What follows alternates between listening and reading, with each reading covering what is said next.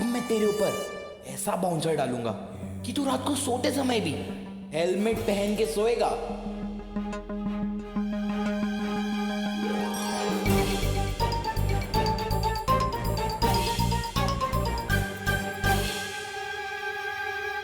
मैं आज छुपे छुपे विवान को लेसन कैसे सिखा सकता हूँ? अगर मैं इन सारे बेडशीट्स को मिनी साइज में कन्वर्ट कर दूं, तो ये सारे बेडशीट्स एक ही बार में धुल जाएंगे। यस।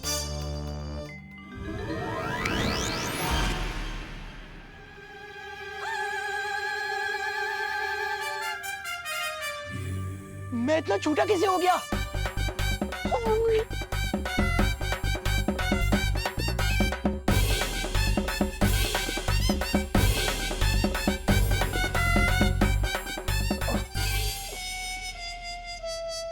ये मैं कहाँ गया?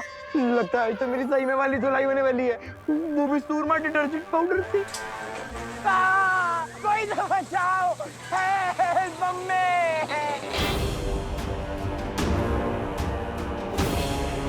और कितनी दूर जाना है बमबाल श्री? सबसे कीमती मोती सबसे गहरे पानी में ही मिलता है मिल्सा, और सबसे बड़ी कामयाबी सबसे ज्यादा सब्र करने वाले को ही हासिल होती है। और मैंने तो इस दिन के लिए 20 साल सब्र किया है। विवान, ध्वनि परी, तुम यहाँ क्या कर रहे हो? सोशल सर्विस, क्वारंटीन सेंटर के लिए बेडशीट धो रहा हूँ। आज वीर लोक में इतना बड़ा समारोह है, वहाँ तुम्हारी जरूरत है और तुम यहाँ कपड़े धोने में व्यस्त हो। बस 1 मिनट ध्वनि परी, यहाँ की रिस्पॉन्सिबिलिटी पूरी कर लूँ, फिर आपके साथ आ जाऊंगा। आफ्टर ऑल ये मेरा पहला शौर्य दिवस है। I am very excited. इन छोटे छोटे क्यूट मैजिक से लाइफ कितनी सिंपल और फास्ट हो गई है ना? ये देखिए।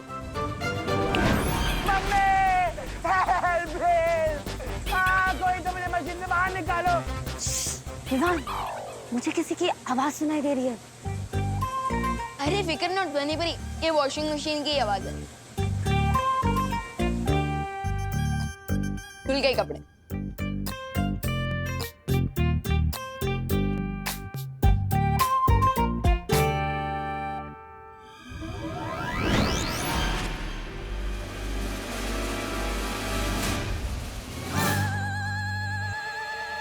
चिंटू। विवान, तो ये है तुम्हारी सोशल सर्विस? अरे नहीं नहीं, मुझे नहीं पता ये चिंटू अंदर कैसे घुस गया। मुझे चिंटू की मेमोरी और नजर दोनों क्लीन करनी पड़ेगी।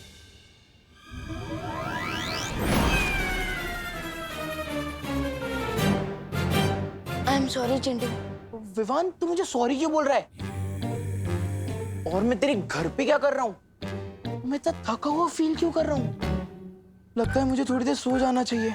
हाँ, सो जाओ सो जाओ। विवान, सॉरी ध्वनि परी, अगर आप मुझे इतना घूरेंगी तो मुझे नजर लग जाएगी। So please smile and let's go. मैं शौर्य दिवस के लिए लेट नहीं होना चाहती।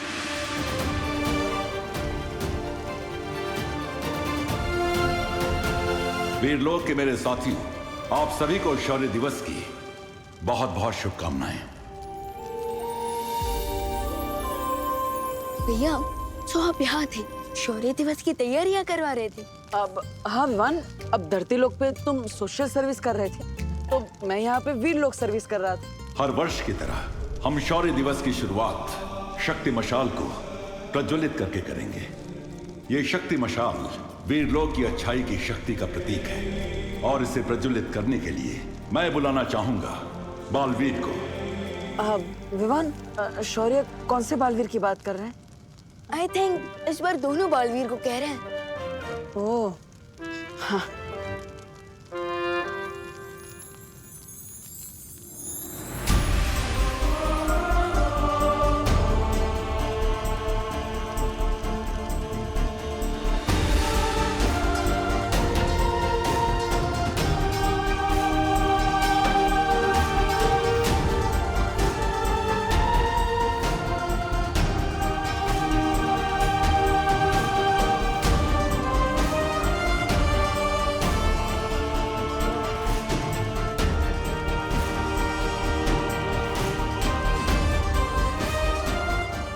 जो शौर्य मुझसे छिपा रहे हैं, आखिर ऐसा क्या हुआ था 20 साल पहले?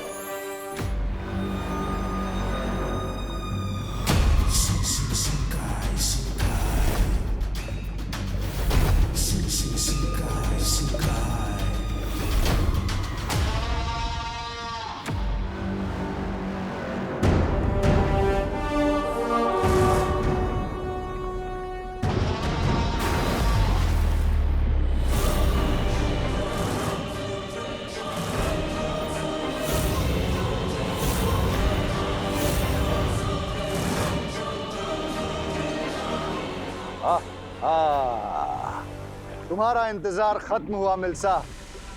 ये रहा वो नायाब शानदार करिश्मा जो 20 साल पहले यहां आ गिरा था।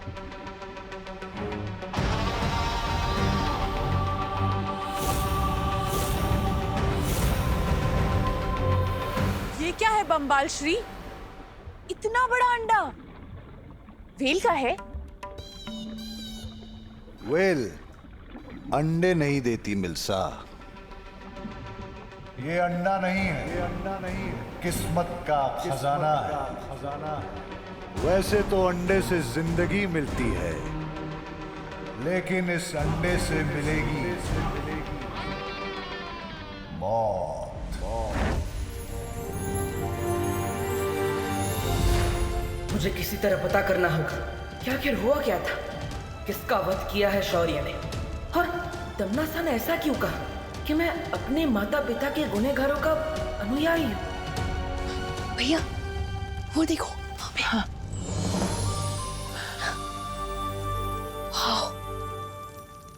अब विवान, क्या तुम्हें पता है कि शौर्य दिवस क्यों मनाया जाता है? सीनियर, मैं तो शौर्य दिवस पहली बार अटेंड कर रहा हूँ, सो आई हैव नो आइडिया। ओह, लेकिन विवान तुम्हें तो पता होना चाहिए ना, तुम बालवीर हो। एक काम करो, तुम जल्दी से इस बारे में शौर्य से पूछो, क्योंकि मेरे पेट में तो हेडेक हो रहा है। मैं और देर तक ये सीक्रेट के लिए वेट नहीं कर सकता। पूछो जल्दी पूछो। शौर्य, क्या मैं जान सकता हूँ इस शौर्य दिवस की इम्पोर्टेंस क्या है? क्या आज आपका बर्थडे है?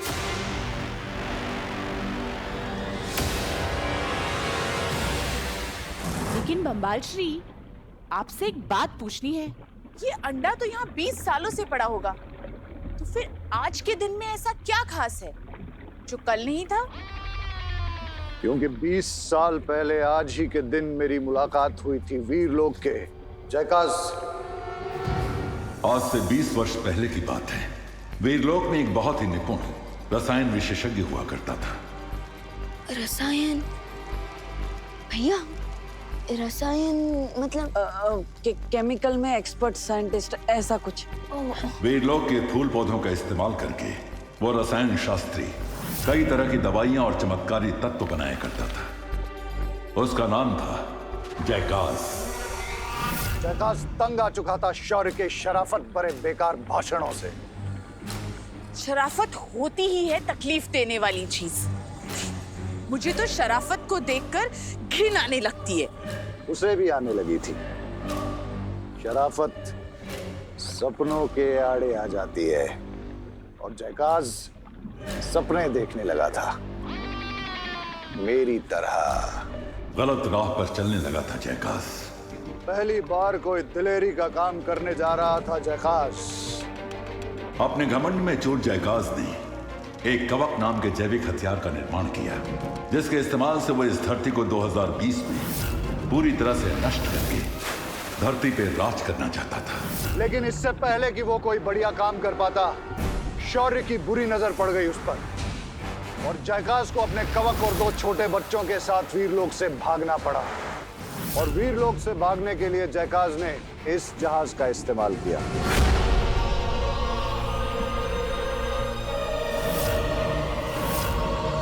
लेकिन मैं ऐसा होने नहीं दे सकता था, इसलिए मुझे वो करना पड़ा जो वीरलोक के नियम के विरुद्ध है।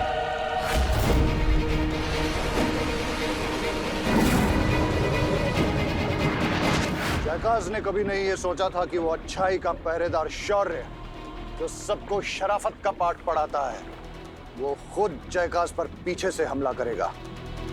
लेकिन जयकाज ने भी पलटकर शौर्य पर वार किया। लेकिन जयकाज के जवाबी हमले में एक धमाका हुआ और उसमें जयकाज का विमान नष्ट हो गया।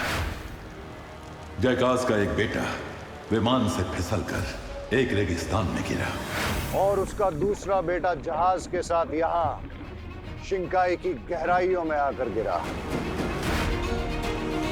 लेकिन जयकाज ने मुझे बताया कि उसने अपने दूसरे बेटे को इस कवक के अंडे के अंदर सुरक्षित छिपा कर रखा है। इसलिए मैंने इस जगह के चारों तरफ एक पाश बांध दिया ताकि शौर्य उसे ढूंढ न सके। मैंने जयकाज के दूसरे बेटे को ढूंढने की बहुत कोशिश की, लेकिन ना तो मुझे वो विमान मिला और ना जयकाज और ना ही उसका दूसरा बेटा। शायद उनका अंत उस विमान दुर्घटना में हो गया। लेकिन मरने से पहले जयकाज ने मुझे यह बताया कि 20 साल के बाद इस कवक के अंडे से उसका दूसरा बेटा बाहर आएगा, जो कि इतना ताकतवर होगा कि दुनिया की कोई भी ताकत उसके सामने टिक नहीं पाएगी। 20 साल पहले अगर हमने जयकाज को नहीं रोका होता तो उसके कवक हथियार से 2020 में पूरे संसार का सर्वनाश हो चुका होता। ओह, सो इसी विक्ट्री को याद करने के लिए हम शौर्य दिवस मनाते हैं, राइट? ये तो बहुत ही खुशी का दिन है। हाँ। तो इसका मतलब ये है कि शौर्य की गलती की वजह से हमें जयकाज का बनाया हुआ ये कवक का अंडा मिल गया। शौर्य को अपनी गलती की बहुत बड़ी कीमत चुकानी पड़ेगी मिल्सा। मैं जयकाज की मौत को बेकार नहीं जाने दूंगा। आओ वीरलोक के निवासियों, आज मेरे साथ तुम सब शपथ लो।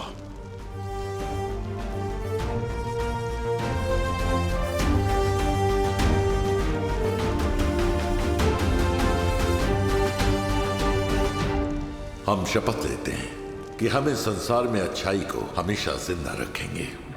मैं ये कसम खाता हूं कि मैं इस दुनिया ही नहीं, इस पूरी कायनात से अच्छाई की नस्ल को मिटा कर रख दूंगा। चाहे अच्छाई की रक्षा के लिए हमें अपनी जान देनी पड़े, चाहे अच्छाई को मिटाने के लिए मुझे किसी की भी जान लेनी पड़े। हम प्रण लेते हैं कि इस ब्रह्मांड में सुख और शांति की रोशनी को अनंत काल तक फैलाते रहेंगे। मैं बंबाल ये कसम खाता हूं कि इस संसार से अमन और खुशी को ऐसे खत्म करूंगा कि अच्छे लोग अच्छाई के नाम से भी डर जाएंगे। अपना सपना तबाही तबाही।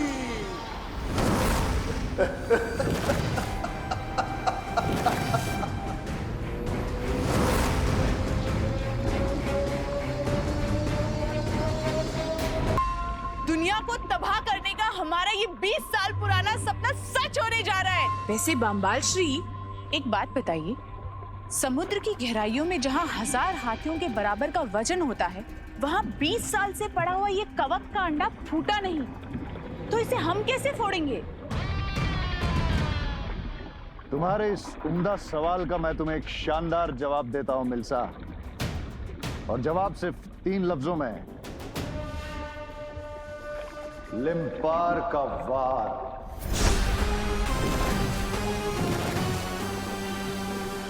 लिम्पार का वार? अगर हम दोनों रानी लिम्पार के पास गए तो वो इस अंडे के साथ साथ हमारे भी टुकड़े टुकड़े कर देगी। हम लिम्पार के पास नहीं जाएंगे, लिम्पार हमारे पास खुद आएगी।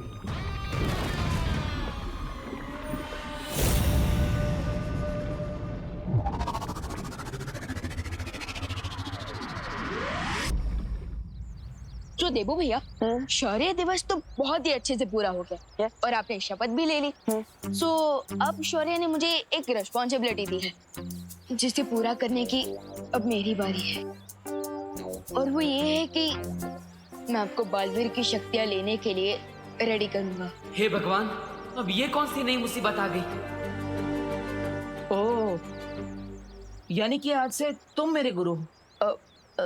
भैया, गुरु थोड़ा ओल्ड फैशन वर्ड है। आप चाहे तो आप मुझे अपना कोच बुला सकते हैं। How is it? हाँ, अब तो आज से तो मेरे छोटे कोच। ओके, तो बताओ क्या करना है मुझे? ट्रेनिंग कैसे स्टार्ट होगी? सुदेवो भैया, आज का आपका पहला टास्क शुरू करते हैं इस फुटबॉल से। इस वक्त विवान को बहुत सारे राज एक साथ पता चले हैं। अगर अभी उसे पता चला कि नकाबपोश भी एक छलावा था तो उसके दिल को चोट पहुंच सकती है। बालवीर होते हुए अब बालवीर बनने की ट्रेनिंग लेनी पड़ रही है, पर क्या करूं, शौर्य की आज्ञा का तो पालन करना ही पड़ेगा। क्या हुआ देवो भैया? इस बॉल का करना क्या है? ओके, तो बहुत ही सिंपल टास्क है। आपको इस बॉल को इतनी जोर से मारना है कि ये मेरे ऊपर से जाकर उस दीवार को टकराए। Okay, easy, done. देवो भैया, आपको इसे बिना किक किए मारना है। बिना किक किए मारना है? यस। कैसे मारूंगा? इस हाथ से? अरे नहीं देवो भैया, रुकिए। ना लात से ना हाथ से, आप इसे मारेंगे अपने जज्बात से, यानी कि अपने दिमाग की पावर से। दिमाग की पावर से? यस। लेकिन विमान, दिमाग के पास पैर थोड़ी ना होते हैं। देवो भैया, दिमाग के पास पैर से भी ज्यादा बड़ी चीज होती है, और वो है इमेजिनेशन के व्यक्ति, जिसकी मदद से आप जहाँ चाहे उड़कर जा सकते हैं, जो चाहे कर सकते हैं। विमान, अब ऐसे बहुत कॉम्प्लिकेटेड बातें हैं, समझ नहीं आ रहा है कुछ। एक काम करो, तुम मुझे कोई मैजिकल मंत्र दे दो, जिससे मैं इस बॉल को यूं चुटकी में उड़ा दूंगा। भैया, मंत्र तो मैं आपको दूंगा ही, बट उससे भी बड़ा मंत्र होता है अपने दिमाग को शांत रखना, क्योंकि असली पावर हमारे ब्रेन में ही होती है। Okay, so ready? अब मैं आपको एक पावर दूँ। Ready ready.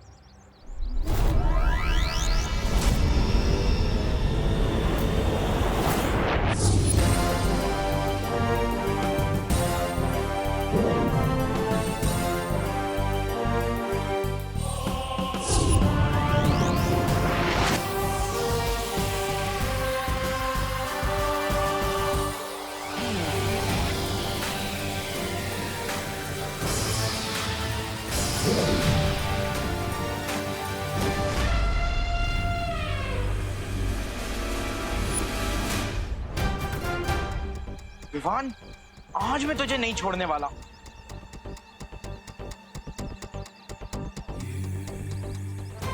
ये चिंटू इधर आया है तो पक्का विमान के लिए कोई ना कोई प्रॉब्लम लेकर आया होगा।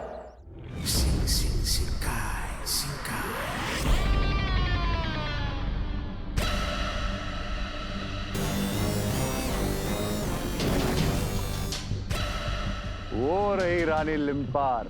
चलो इस मछली को अब कांटा डाला जाए।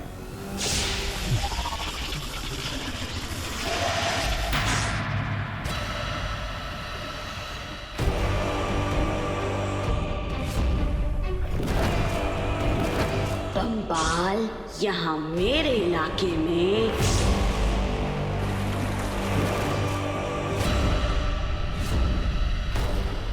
यहाँ आने की हिम्मत कैसे की तूने बम्बाल?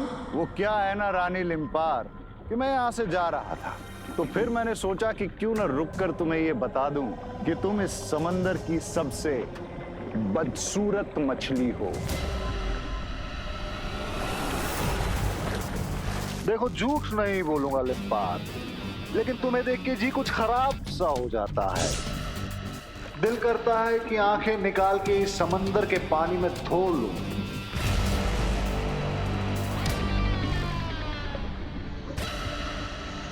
फिर मैंने ये सोचा कि क्यों न तुम्हें मारकर इस समंदर की बदसूरती को कुछ कम करूं। मैं जानती थी एक दिन तुम्हारा घमंड सर चढ़ के बोलेगा।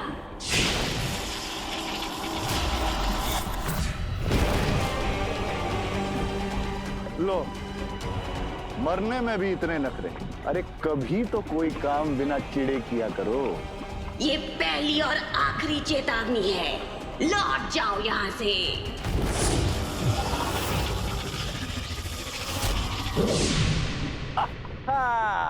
चले जाओ वरना मारे जाओगे बंगाल।